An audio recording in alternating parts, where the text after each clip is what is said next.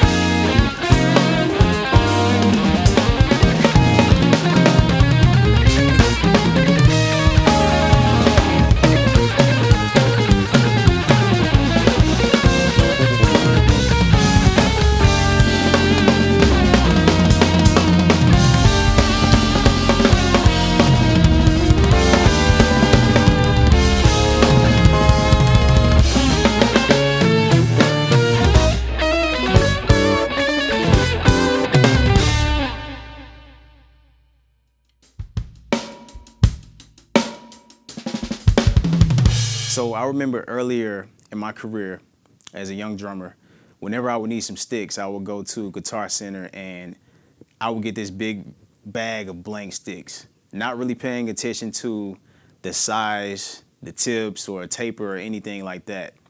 I just knew I needed some sticks at the moment, and I knew I had a lot of them and they would last me for at least a month or two. So one day, while in Guitar Center, I decided to go over to the wall where they had the different sticks separated in size, the different brands and everything. So I picked up 3 different kinds of sticks. I had a pair of 7As, 5As, and 5Bs. So after I chose these sticks, I went behind one of the kits at Guitar Center and I was just playing through some ideas. And one thing I immediately noticed was that I was able to express myself a little bit better behind the kit. I was able to play with more precision based on whatever sticks I had at the moment. So that was my aha moment. That was the moment I realized that going forward, I needed to pay attention to the details in sticks. I needed to pay attention to which tips they were on the sticks, how the taper was, the size, and everything else about the stick. So now that I've discussed the importance of finding the right sticks and the taper and the sizes of the sticks, I'm going to share with you all which sticks I carry in my stick bag and for which situations I use them in. So the first stick I'm going to share with you all is the 5A barrel. So the 5A barrel is my main stick. This is the stick that I used earlier in the first song that you all heard. I use this stick for most situations that I'm in. It's perfect for me, the weight, the length, the taper, and of course the tip. So the tip is a barrel tip, and compared to any other tip on any stick, these are the tips that I prefer, just based on the response and the rebound that I get from using barrel tips. This is what I prefer. And the taper on this stick is medium. The length is 16 inches. The diameter is 0.565 inches. So compared to like a 7A, These are a little bit heavier, but they're not too heavy, which is perfect for me. I'm able to express myself the way I need to and, play everything that I need to play in most situations while using these. So the HD4 is a stick that I use mainly in smaller situations where I have to use soft dynamics. In comparison to the 5/8 barrel, this is a lighter stick, but it also has a barrel tip, and the taper is medium. The length of this stick is 15.88 inches. The diameter is 0.530 inches. There's a small jazz club in Washington, D.C., I believe, and it's called Blues Alley. I've done a few shows there, and the first show I did there, I knew immediately that I needed to use softer dynamics because one of the closest members in the audience, they were about 3 or 4 feet away from the kit. So I knew immediately, right then and there, that I needed to probably use these HD4s because they were going to help me to play softer in a smaller venue. So with that said, I'm going to show you all an example of when I will use these and how.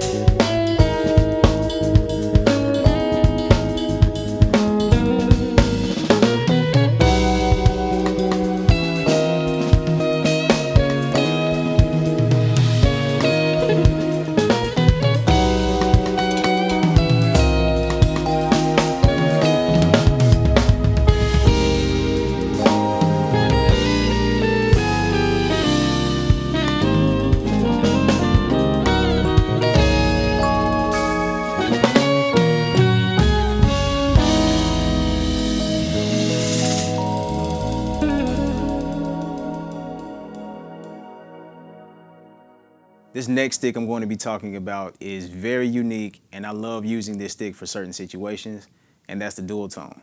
So these sticks, the dual tones, I love using these sticks when I have to do quick cymbal swells in a song and I have to switch back to playing at full volume or with sticks. If I don't have much space to actually put these sticks down and pick up another pair of sticks or my go-to sticks, these are perfect for that. This is your standard 5/8 stick. It has the teardrop tip. The taper on it is medium. The length is 16.13 inches. The diameter is 0.565 inches. And it also has a synthetic ball at the butt end of the stick that's perfect for doing cymbal swells. So now I'm going to show you all an example of how I would use these and when.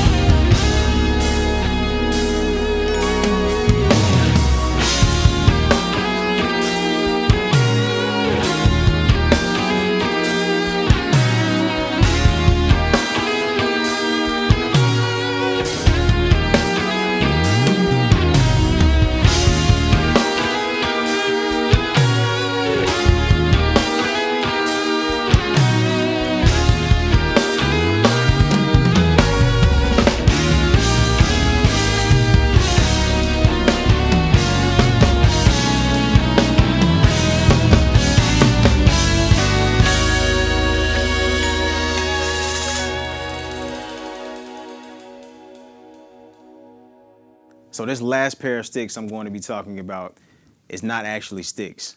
These are the Heritage brushes. So of course I use these anytime I need to play with brushes.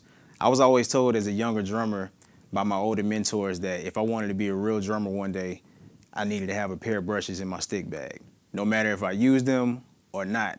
So these are the ones that I choose to use. I love these brushes. They have, of course, they have retractable wires. You can see right here where the grooves are that you can extend them however far you need to. And the wires on them are light gauged. and they have a rubber handle. So I'm going to give you all a playing example of how I would use these and when.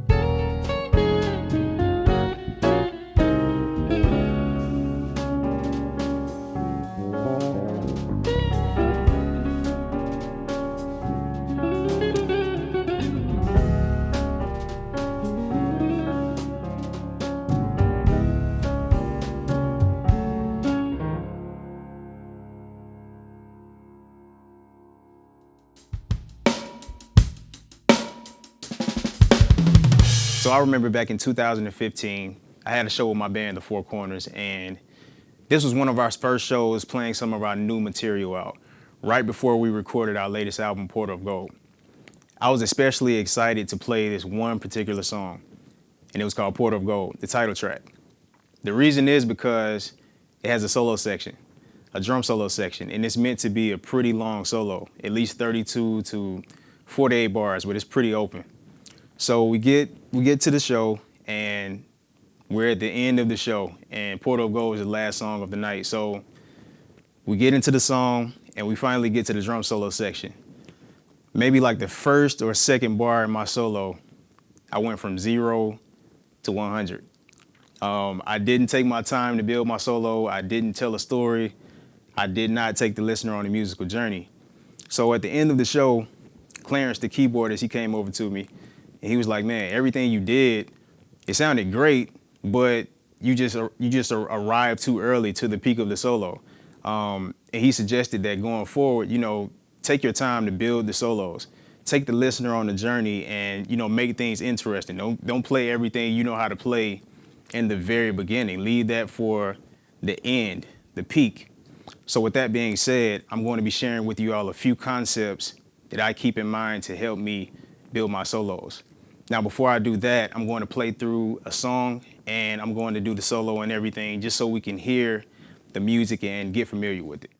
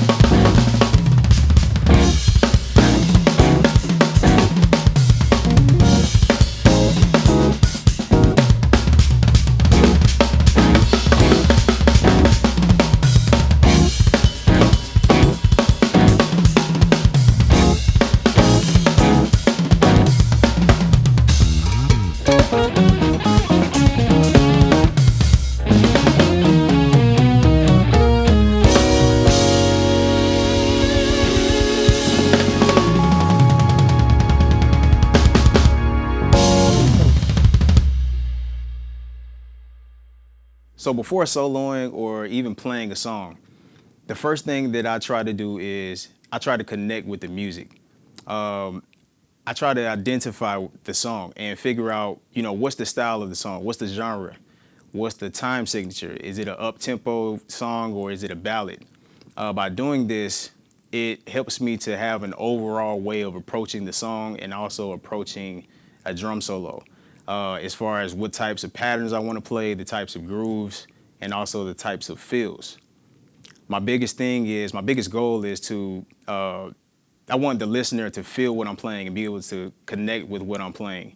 And in order for them to do that, I have to be connected to the music and I have to feel what I'm playing. So when it comes to building solos, if I have the freedom and the time to extend my solos a little bit, I'm always going to split it up into 3 sections. No matter the genre, no matter the style, it's going to start with level 1, which is the beginning of the solo, level 2, which is the middle, and level 3, which is the end of the solo, which is the peak. So for example, if I had a 48 bar solo, then each level would get 16 bars. And I'm going to be building and the solo is going to rise as far as dynamics and the amount of notes that I'm playing. Everything is going to start at level 1, which is simple, and then as it grows and until level 3, which is the peak, everything is going to increase, the amount of notes and also maybe even the dynamics. But I'll get into that later as I explain more about soloing. Now, the ultimate goal here is to build your solos, right? So when building solos, there are 3 main things that I keep in mind: foundation, dynamics, and subdivisions. So let me explain what I mean by that. Foundation, what I'm referring to is whatever is happening in the music, whether the band is playing a melody line, hits, or a riff.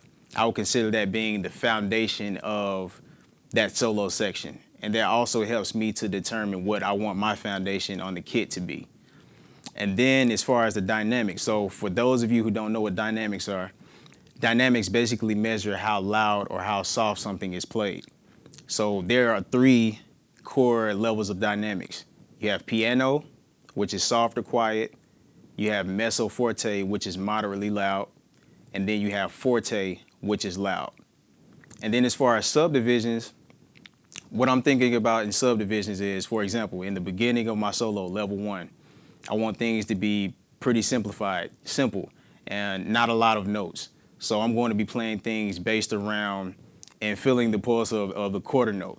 And then as I increase the solo to level 2, I'm going to start subdivide. I'm going to start using more 16 note triplets. And then subdivide again, going to level 3, I'm going to start maybe using 30-second notes. So let's talk about level 1. Level 1 is the beginning of the solo. So normally, in most situations, I'll stick to the foundation, playing with the foundation of the section, and just keeping things simple in the very beginning. I want to make the transition from the song to level 1, the beginning of the solo, smooth. So let's listen to this solo section so that we can establish what the foundation will be.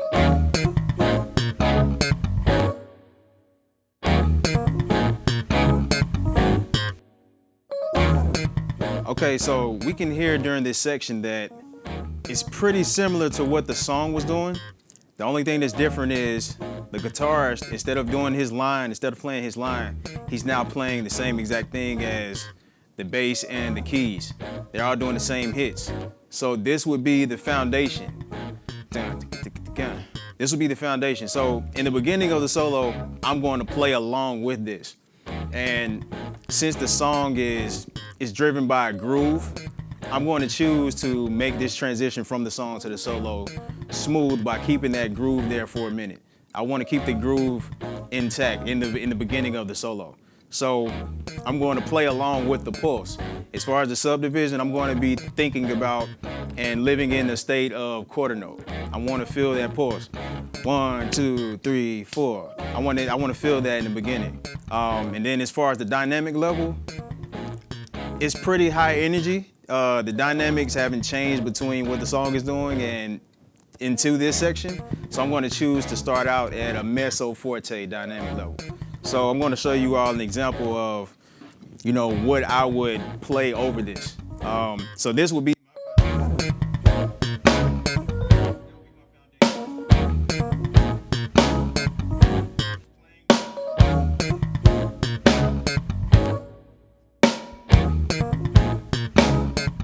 It's not the same exact thing as I was doing in the song, but it's still, you can feel the groove and you can feel what I'm playing. So basically, I'm going to keep this. This is the main, this is my foundation, but I'm going to solo around these two instruments, the kick and the snare. So I'm going to give you an example.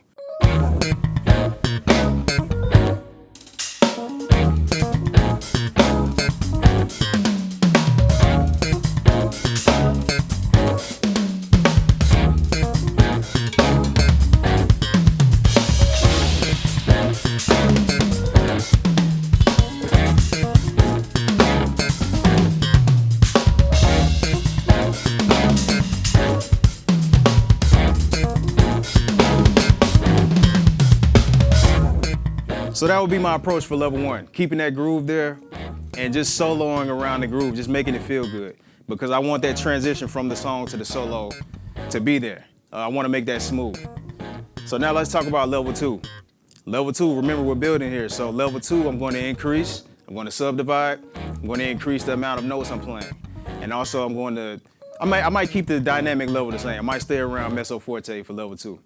But as far as the subdivision, I'm going to increase the amount of notes I'm playing. I'm going to start using 16 notes, 16 note triplets. And also I'm going to come away from the foundation a little bit and start to play a little bit more open, play more open phrases. But remember, we can always go back to the foundation. I can choose to go back to the groove if I want to. But level two, I'm going to be thinking about and living in the state of 16 note triplets. So I'm going to give you an example. 3, 4.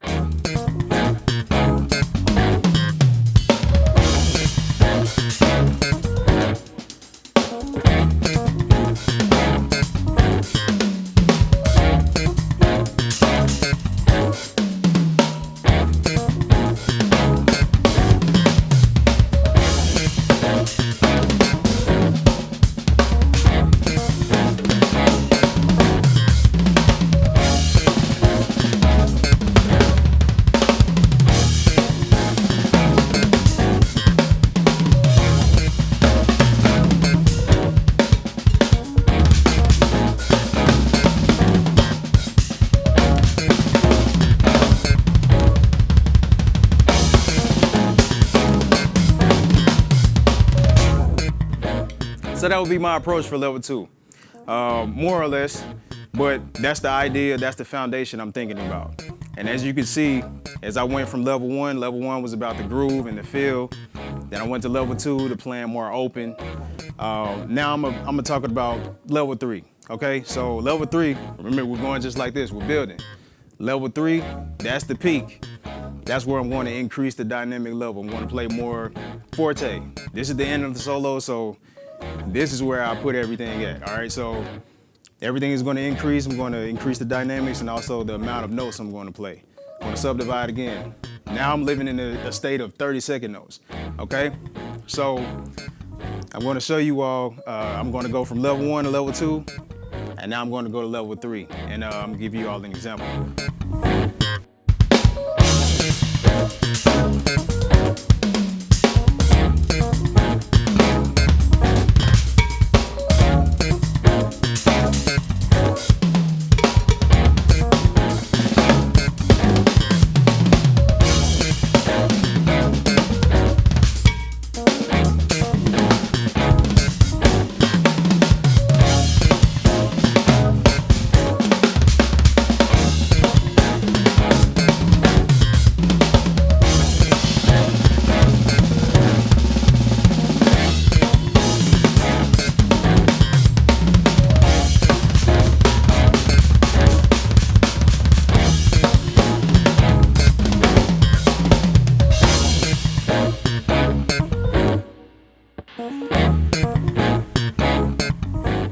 So that was level three.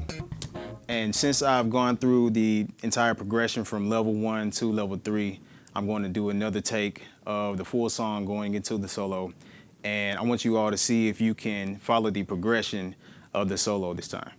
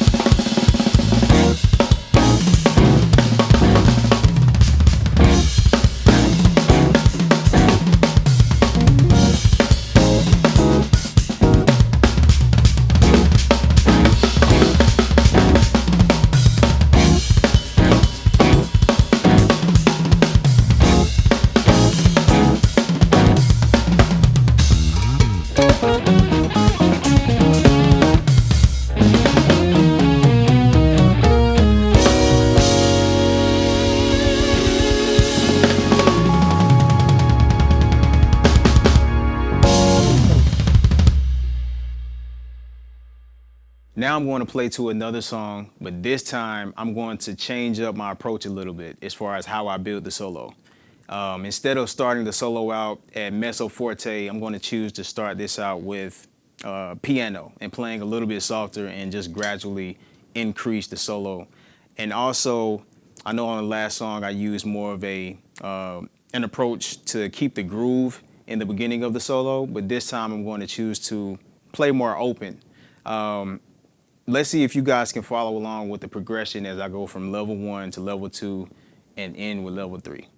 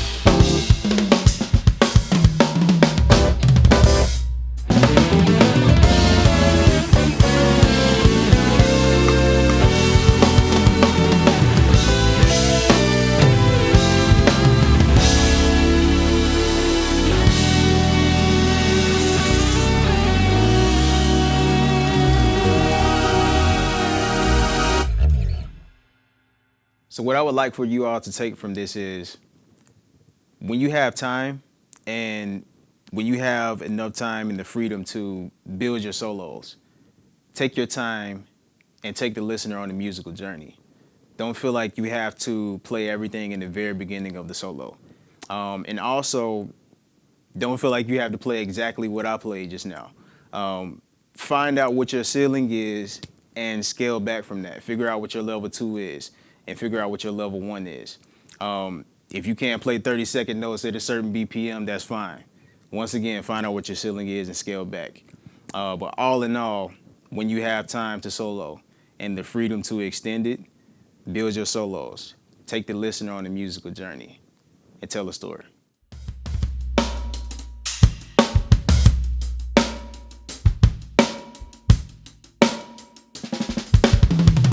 So let's talk about ghost notes for a minute. Ghost notes has a lot to do with dynamics. So you have your accented note, which would be considered forte, and then you have the ghost notes, which would be considered piano soft, right? So playing ghost notes and using ghost notes in your fields, it has a lot to do with dynamics. You want to be able to tell the difference between the accented note and the ghost note. And as far as applying ghost notes to your fills, you just want to slow everything down. You want to figure out exactly what you want to play as far as the pattern, the feel, the groove, or whatever you're attempting to play. You want to slow everything down and train your limbs to do exactly what you're hearing. So I'm going to show you an example of a fill that I would use in a groove using ghost notes, and then I'm going to come back and break it down for you and show you what I'm doing. So here we go.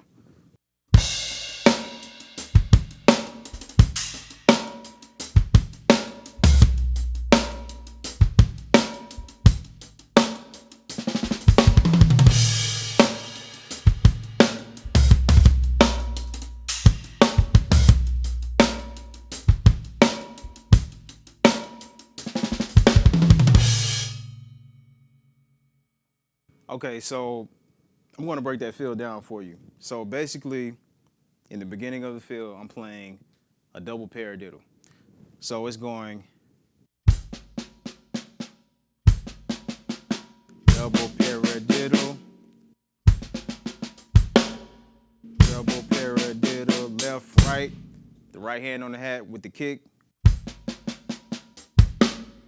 double paradiddle, left, right, left accented note. All the rest of the notes that I'm playing on the snare are ghost notes. Double paradiddle, left. So also playing ghost notes has a lot to do with stick height as well. So I'm gonna play it one more time. And then I'm doing a double kick, right, right. I mean, kick, kick, right, left, kick, right, left, right.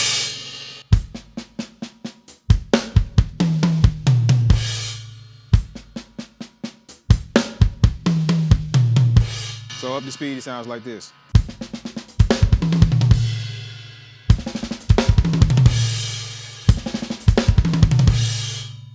So all in all, I suggest slowing everything down and figuring out what pattern you're trying to play using ghost notes or what feel. Slow it down and then gradually increase the speed.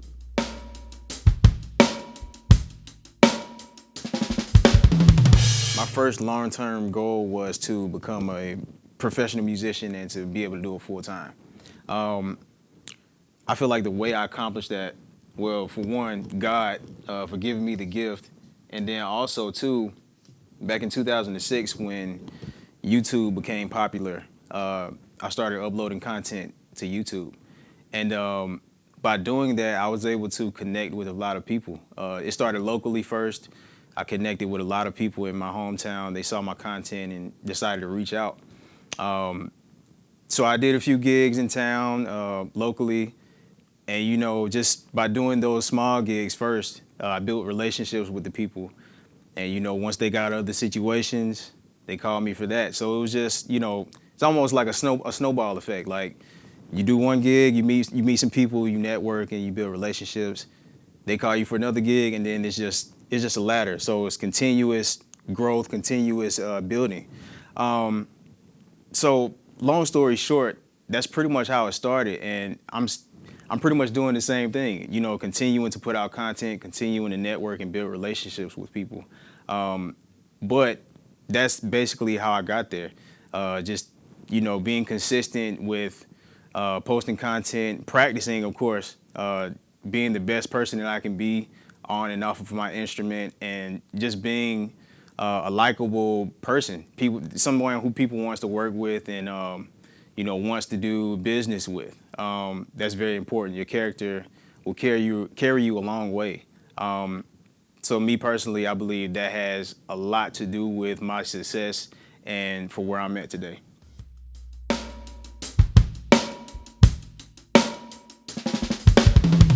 I believe the thing that challenges me the most is finding ways to continue growing and to continue to evolve. As a creative and, you know, as a musician, we sometimes hit these, you know, roadblocks, creative blocks. And I believe something that helps me to get out of that rut or that funk is, you know, I surround myself with people who are better than me in certain areas. And so when I feel like, you know, I hit a roadblock in an area of my life, you know, I gain inspiration from those people. You know, I seek knowledge from my influences. So I feel like it's very important to surround yourself with people who challenge you and just continue, and vice versa, and to continue to help you, you know, to grow and to evolve in whatever you're doing. So that's something that helps me, and you know, to get out of that rut or you know, that funk, and to continue to grow and to learn and to evolve at what I'm doing.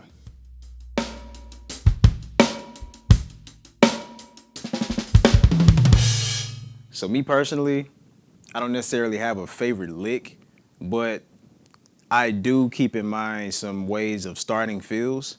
I like to call them startup fills. And I do have one in particular that I find myself doing frequently, and I'll show that to you now. So I'm going to play a groove, and I'm going to do this startup fill, and then I'll go back and tell you what exactly I'm doing. So here we go. Let's see.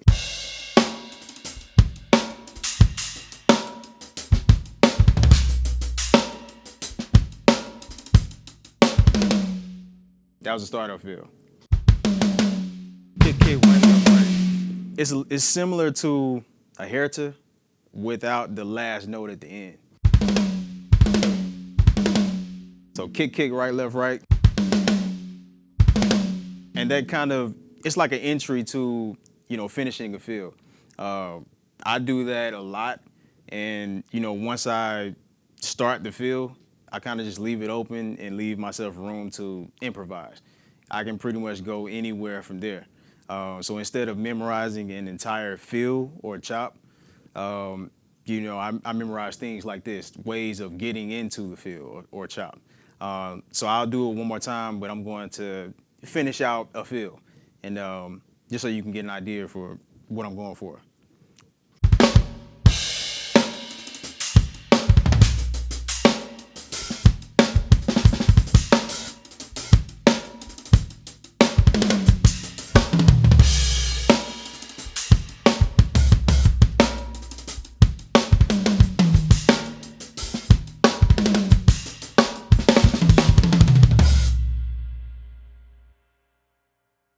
Thank you all for those amazing questions. I hope I was able to answer everything for you.